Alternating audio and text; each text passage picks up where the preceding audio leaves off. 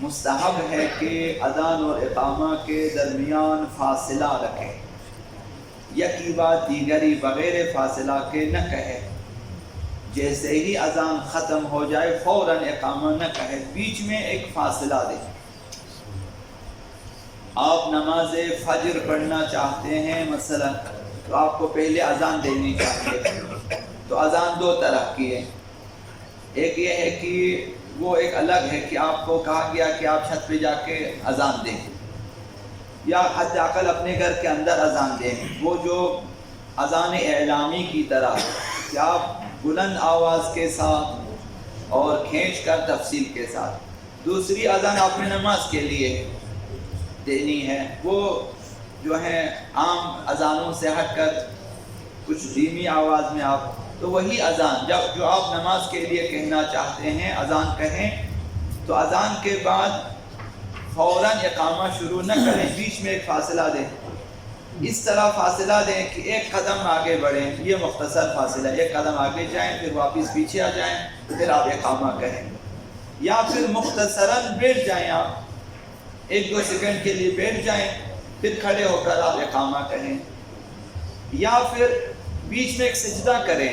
اذان ختم کریں، بیٹھیں ایک سجدہ بجا لائیں، ایک سبحان ربی الاعلیٰ پڑھیں مثلا، پھر اٹھ کر آپ اقامہ کریں، یا پھر مختصر ذکر پڑھیں، آپ مثلا ایک تسبیحات اربعہ پڑھیں، یا ایک دو دفعہ سبحان اللہ، ایک دو دفعہ اللہ اکبر، ایک دو جو بھی ذکر ہو، ذکر تحلیل لا الہ الا اللہ، ذکر تسبیح سبحان اللہ، ذکر تحمید الحمدللہ، کوئی بھی ذکر یا وہی تسبیحات اربعہ پڑھیں، پھر آپ اقامہ کہیں، یا پھر کوئی دعا پڑھیں، اذان کے بعد کے لیے مخصوص دعا ہے،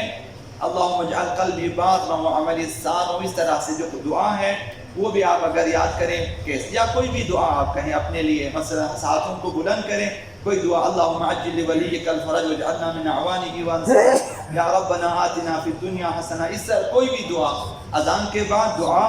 قبولیت دعا کا ایک وقت اذان ہے، اذان کے وقت دعا قبول ہو جاتی ہے، تو اپنے لیے دعا کریں، ظہور آقا امام زمان کے لیے دعا کریں، اپنی کسی حاجت کے لیے دعا کریں، پھر آپ اقامہ کہیں، یا تھوڑی دیر خاموش رہیں، فوراً اقامہ شروع نہ کریں، اگر آپ دعا بھی نہیں کرتے، سجدہ بھی نہیں کرتے تو تھوڑی دیر خاموش رہیں، چند سیکنڈ کے لیے، مثلا 15-20 سیکنڈ مثلا، اس طرح سے آپ تھوڑی دیر خاموش رہیں، پھر اس کے بعد فاصلہ واقع ہو جائے پھر اقامہ کہیں، یا پھر کوئی بات کرے، ویسے بھی کوئی بات کرے، کسی سے کوئی بات کرے، یا اپنی طرف سے کوئی کلام کرے، مثلا کوئی بھی اچھی بات کہے، اگر یہ بھی نہ ہو 2 رکعت نماز پڑھے، اگر ہو سکے اذان کے بعد 2 رکعت نماز پڑھے مختصراً، پھر اقامہ کہے، تو یہ فاصلہ مستحب ہے، لیکن نماز صبح کی اذان اور اقامہ کے درمیان باقی تمام مستحبات صحیح ہیں، صرف بات کرنا مستحب نہیں ہے، کلام نہ کرے اپنی زبان میں، جو اپنا کرے وہ نہ کرے، باقی سجدہ بھی صحیح ہے، مستحب ہے، تھوڑی دیر خاموش رہے بھی مستحب ہے، کوئی ذکر پڑھے یہ بھی مستحب ہے، مثلا تھوڑی دیر بیٹھ جائے یہ بھی مستحب ہے، وغیرہ وغیرہ۔ آقا امام صادق علیہ السلام سے روایت ہے کہ انہوں نے فرمایا اذا قمت الى صلاة فریضہ، جب تو کسی واجب نماز کے لیے کھڑے ہو جاؤ، جب کسی واجب نماز کے لیے کھڑے ہو جاؤ، فأذن وأقم، اذان بھی دو اور اقامہ بھی کہو، مستحب ہے، افصل بین الاذان والاقامہ، لیکن اذان اور اقامہ کے درمیان فاصلہ ڈالو، فاصلہ ڈال دو،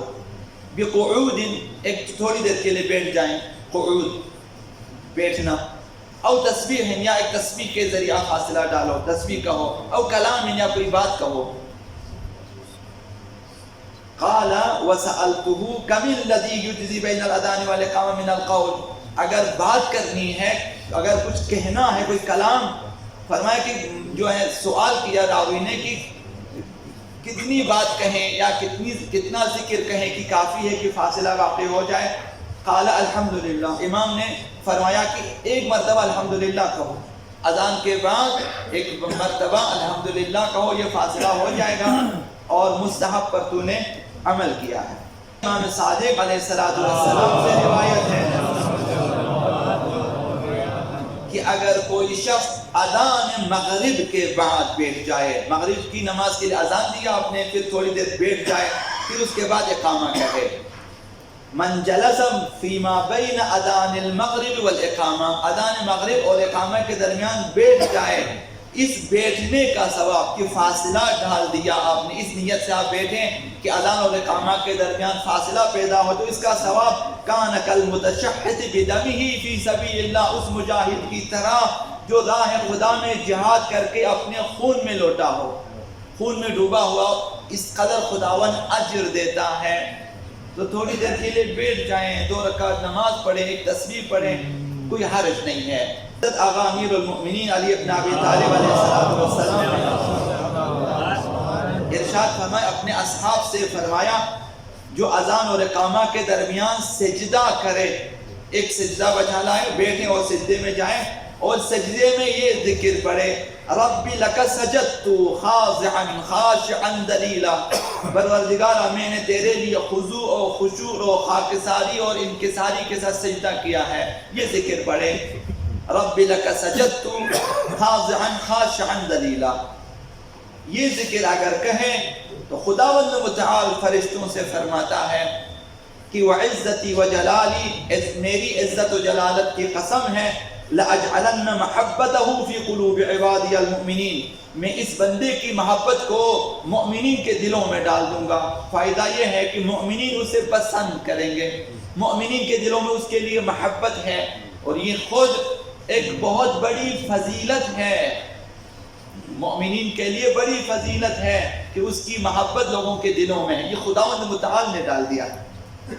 وَحَيْبَتَهُ فِي قُلُوبِ الْمُنَافِقِينَ، اور منافقین کے دلوں میں اس بندے کی حیبت کو میں بٹھا دوں گا، منافقین اس سے ڈریں گے، مومنین اس سے محبت کریں گے۔ یہ ایک سجدے کی جزا ہے کہ اذان اور اقامہ کے درمیان ایک سجدہ کرے اور اس سجدے میں یہ ذکر پڑھے، رب لک سجدت خاضعا خاشعا ذلیلا، یہ ذکر پڑھے، تو پھر اس کی یہ جزا ہے کہ مومنین اس سے محبت کریں گے، منافقین اس سے ڈریں گے۔ اللہ